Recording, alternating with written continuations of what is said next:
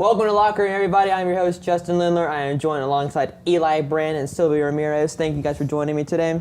We're back. We are here now, finally, the championship series of baseball. We have the Dodgers and Brewers playing in the NLCS, and the Astros, defending champions, playing the red-hot Red Sox in the ALCS. Eli, we'll start with you. Who are you liking in this NLCS matchup? In the NLCS, I think it's going to be a close matchup. I think they're pretty evenly matched. They both won a lot of games. The Brewers were the number 1 seed. The Dodgers were the number 2 seed, I believe. Or were they the 3? I don't remember exactly. The Cubs might have been 2. Around there. It was around there. They're close.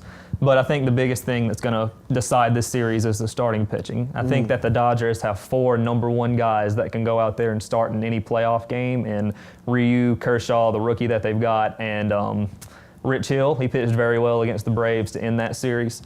And I think that's what's going to come down to it. I don't know if the Brewers starting pitching can take down the all-stars that the Dodgers have throughout that lineup and on the bench coming off of it. So I think that's what's going to really put it over the edge. I think it'll be a 5 or 6 game series, but I do think the Dodgers are going to go to the World Series for the 2nd year in a row. All right, what about you? I agree with what you're saying, Eli. I feel like the Dodgers are just a stronger team this year. I feel like Clayton Kershaw is just going to be really crucial in these games with the Brewers, so I think they'll definitely make it to the World Series. All right, moving on into the ALCS, the Red Hot Red Sox, 108 wins this regular season, playing the defending champions, Houston Astros. Should be a good series. What do you think in this series, Eli? Once again, it's going to come down to the starting pitching, in my opinion. Both have really good lineups, can score a lot of runs. They are different in the way that the Red Sox hit a lot of home runs. The Astros string a lot of hits together to try to bring people across the plate. But I think that, once again, the Red Sox have deeper starting pitching. I know David Price struggled against the Yankees, but that's the biggest stage in baseball. Yankees, Red Sox in the playoffs, that's probably even bigger than the World Series is going to be this year. Honestly. And I think he can bounce back. I think he can play well. He just needs to get through the first half of that Astros lineup, because the bottom half isn't going to necessarily produce as many runs as the top half is with Bregman and Jose Altuve. And I think that that's what's going to pull the Red Sox through to go to the World Series again for the first time since, I think, 2013. And that's what I like. Dodgers, Red Sox, World Series. All right. What about you, Silvia? I think the Astros aren't going to win everything again. I feel like the Red Sox are just better prepared as a team. I feel like just because they won more games than any other baseball team this season, I just feel like they're going to definitely make it all the way. Yeah. So based on you guys, both of you have the Dodgers and Red Sox playing in the World Series. So based on that, who do you think is going to win it all? Who's going to take home the pennant? Once again, starting pitching matchups are going to be a big thing, but there's another big factor, and that's going to be the DH. Very good lineup for the Red Sox. I don't know how they're going to contemplate with the DH going away and them having to hit a starting pitcher, because they haven't had to do that many times this season, obviously playing in the American League. And although their crossover matchups against the National League, they had a very good record, they weren't playing very good teams, honestly. So I think that that's going to hurt them, and I think it's going to help the Dodgers a lot. They have a lot of all-stars in their starting lineup, and by the way, they've got Jock Peterson, Mike Muncy, and Matt Kemp coming off the bench. Those are 3 bats that have been to an all-star game or won a home run derby or something exceptional like that. So they're very good players that would start anywhere else. So you throw another one of those bats into the lineup on top of the starting pitching that the Dodgers have, 4 number 1 guys versus Chris Sale and David Price. I think that's what's going to throw them over the edge. Also, the experience of having been to the World Series already and having the hunger of wanting to win it this time. I'll take the Dodgers in 6 or 7. It'll be close. It's going to be close matchups. I don't think there will be any blowouts in any of these games, but I do think the Dodgers win the World Series this time. Think the Dodgers win it all? Mm-hmm. All right. What about you? I disagree. I think the Red Sox are going to go all the way. I mean, like I said, I just feel like they've won more of the games, and I know Clayton Kershaw is going to be the challenge with it, but I think they're going to win it all. All right. So we got Red Sox here, and we have Dodgers here. Yeah. All right, well, UFC was in the news recently. Last Saturday, Conor McGregor and Khabib Nurmagomedov. I don't know how to pronounce his last name. We'll just say Khabib. Just for the sake of good-sounding conversation, we're just going to say Conor and Khabib. Khabib defeated Conor McGregor via submission last Saturday at UFC 229, and there was a post-fight brawl that broke out that went out into the crowd. Silvia, what are your initial reactions to this kind of thing? I was surprised, honestly, that Khabib jumped out of the octagon and started attacking members of McGregor's team. What'd you say? He did it easily, too. He climbed that thing in like 2 jumps. I feel like he just jumped right over it. I was honestly really surprised that he did that. But overall, I thought it was really unprofessional. I mean, he already beat him and then having to do all that. I mean, I feel like he just made his statement just by beating him. So overall, I thought it was really unprofessional that he did that. Eli, what do you think? Conor McGregor right now is reminding me a lot of the path. He's taking a similar path to what Ronda Rousey took a few years ago. You go into being one of the most dominant fighters in UFC history. You win almost every match that you're in, if not every match that you're in 1 or 2 rounds. No one can touch you. And then you go into entertainment. You start getting all this publicity. You go into doing something else. Rousey went into movies. She went into all the entertainment aspect of it. McGregor goes into doing movies along with fighting a boxing match against Floyd Mayweather and make all that money. I think they got away from doing what they do best, and that's fighting in the octagon.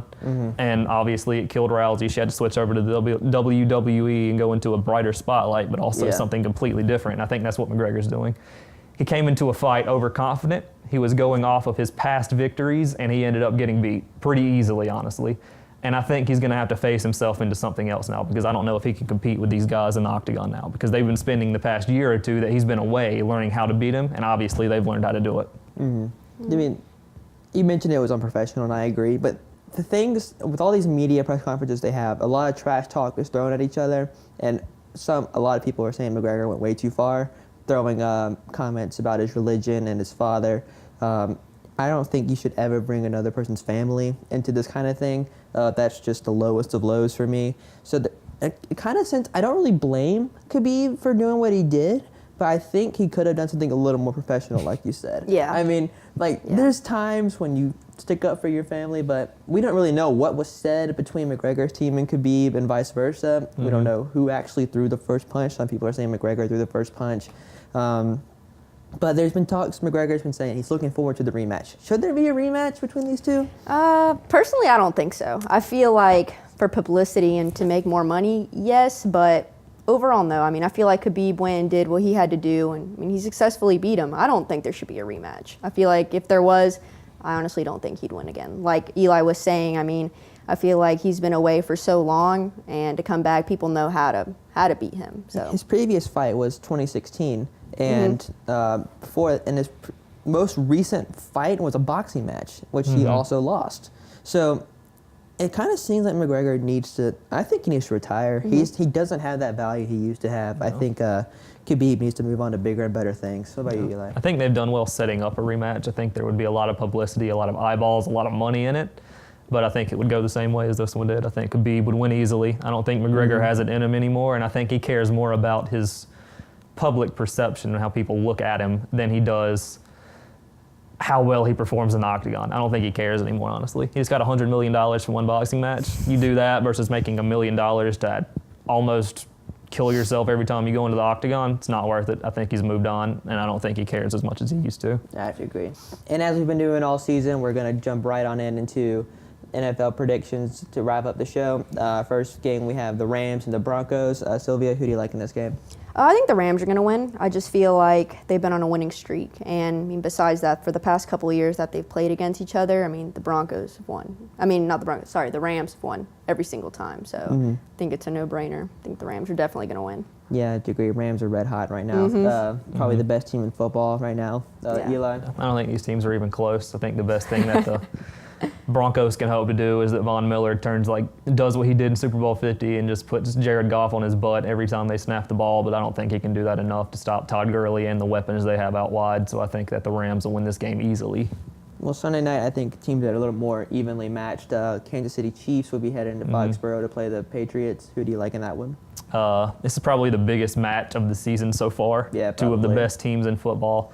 And there was a game a few years ago between the Chiefs and the Patriots where the Chiefs started out well and the Patriots didn't start out so well. And the Chiefs blew them out on Monday night on national television. And people were freaking out saying the Patriots are over, it's not going to happen. They were saying they're never going to come back. The Lions game. Yeah. Like you said, the Patriots already had that happen to them this season. And once that happens, they turn it on and they don't lose many games after that. And I just think Tom Brady and Bill Belichick aren't the best coach-quarterback duo in the history of football for no reason. They win these games, they've won these games, and they're going to continue to win these games. I think the Patriots win this one on Sunday. Yeah, Silvia?